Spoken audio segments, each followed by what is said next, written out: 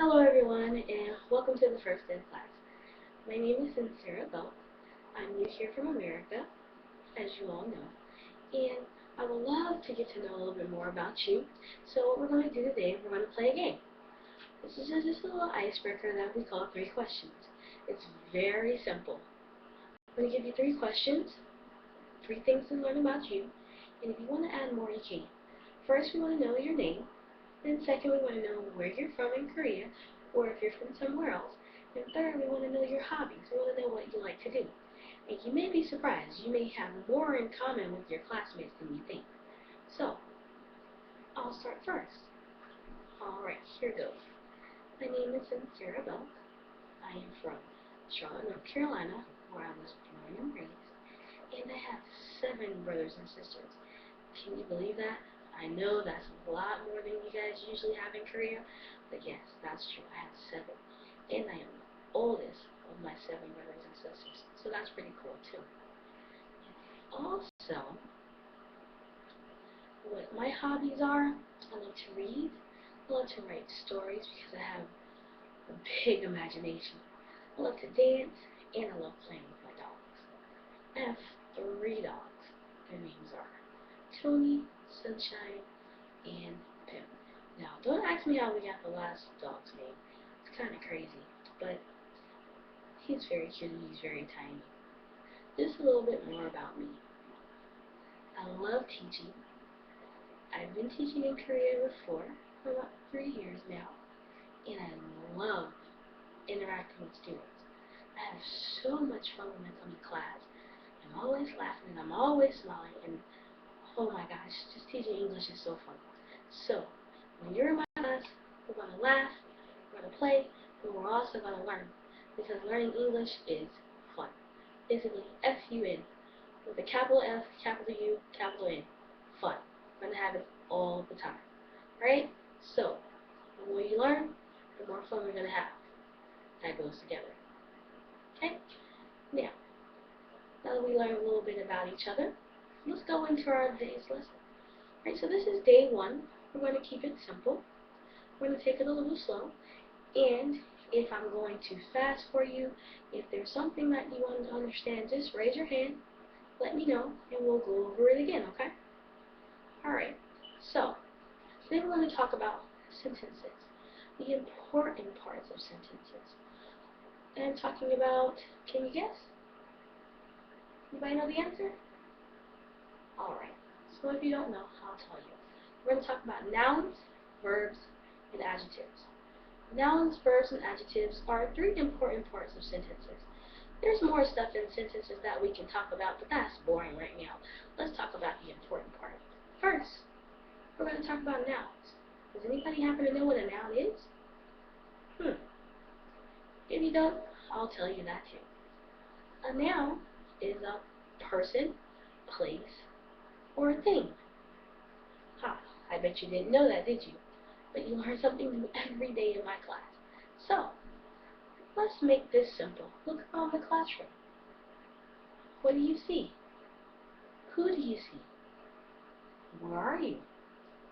You're in the classroom. A classroom is a place. See? That was very easy. Look next to you. Look to your right. Look to your left. Who do you see? Students. Students are people. See, that was very easy too. Okay. We have one more, a thing. What's in the classroom that can be called a thing? We have a pencil, a piece of paper. How about the chair that you're sitting on? Or maybe the desk that you're sitting at? All of these are things. Alright? So, now that we got your brains working, what are some other things in the classroom that can be either a person, a place, or a thing? Let's see. Oh, you're talking about me? Yes, the teacher. The teacher is a person. You're right. And what about your principal?